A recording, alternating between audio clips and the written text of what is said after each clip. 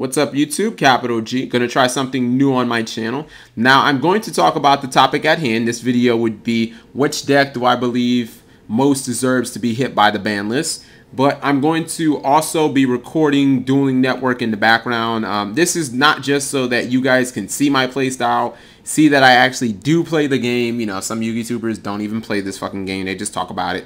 But, you know, it gives you some visual aspect too. Like, you're not just sitting there watching me, you know, talk about a deck or talk about some type of discussion or something like that while watching a background on Wikipedia, blank cards and shit like that. I mean, I understand that sometimes you guys can tune out because that can be boring.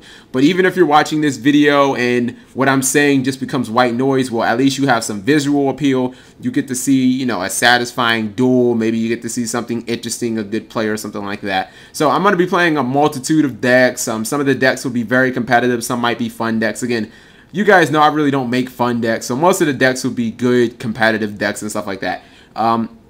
Now, this isn't something that I just thought about. I had been wanting to do this for a long time. It's just, and I showed you guys in one of my videos, my computer was just so shitty. I mean, really, just having Firefox up, I mean, pretty much slowed the computer down to where I couldn't really do any other processes. So now that I have my new laptop, I can actually, you know, start doing different things with, you know, my video and editing and stuff like that. Hopefully I can get some better editing software, but, you know, going to HD and making sure that I can produce the best videos for you guys, because, you know, I feel like the more I improve, the more people that I'll get, the more support I'll get from my channel. So, and you can show me that you enjoyed this video, that, you know, this was a good idea by obviously just giving the video a favorite or a like or something like that. That not only spreads it around, but that shows me that you guys like this new idea, that I did something that was good. Okay, so the topic at hand. Inzektors are the deck that I believe most needs to be addressed by the ban list. Why do I say that? First off, when it comes to offense, which is probably the #1 consideration as far as the ban list goes, this deck pretty much has it all. I mean, again, it has the OTK capabilities easily to match Chaos Dragons, if not better, because this is a deck where you don't, if you commit cards to the field, they can OTK you with like Gigamantis plays with Gigamantis Dragonfly.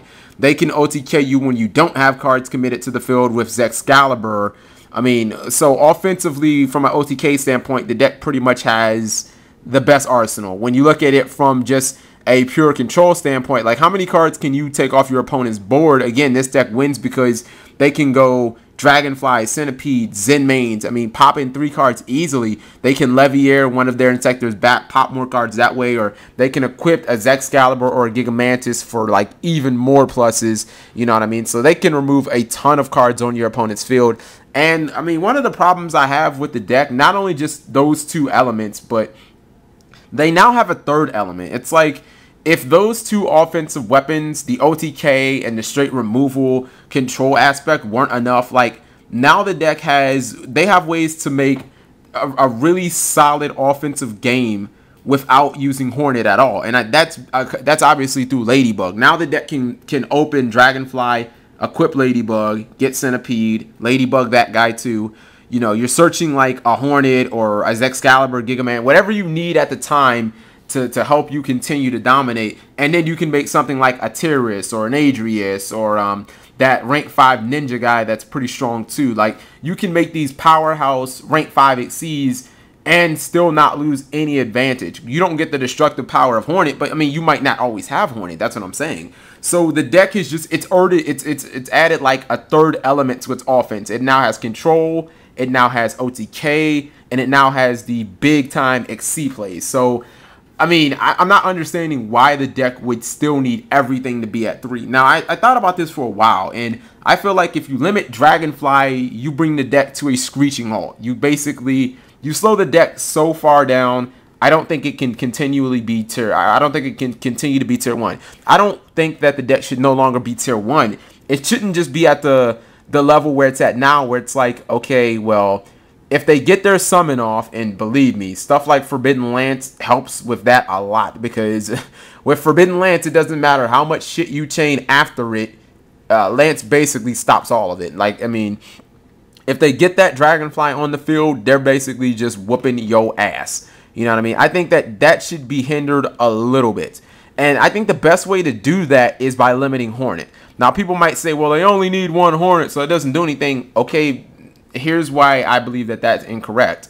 Number one, they still have to get to that Hornet. Nobody plays Armageddon Knight anymore. I mean, yes, they have Foolish Burial. They have Sangan that will tutor the Hornet, but it's not as consistent as them opening with, you know, with opening with the possibility of having 3 Hornets. And in addition, it's like now if you remove the Hornet with like DD Crow or something like that, you're putting the deck in a position to where they can't play the OTK game anymore. They can't play the Dragonfly make mass advantage through destruction. They can still play the XC game, and that's fine. The deck should still have viable offense, but it shouldn't be so widespread that like you can't control everything, so the deck just whoops your ass. Like, I mean, this deck is just, it's like, oh my god, it's like Dragoonity on crack, you know. And the problem that I have with the deck is that the cards that came out like Stardust before, the cards that were supposed to protect you from destruction effects, they don't do anything to this deck. They don't do anything because it's Hornet's effect. It's not Dragonfly. It's not Centipede. It's not whatever you equipped the Hornet to. It's Hornet himself.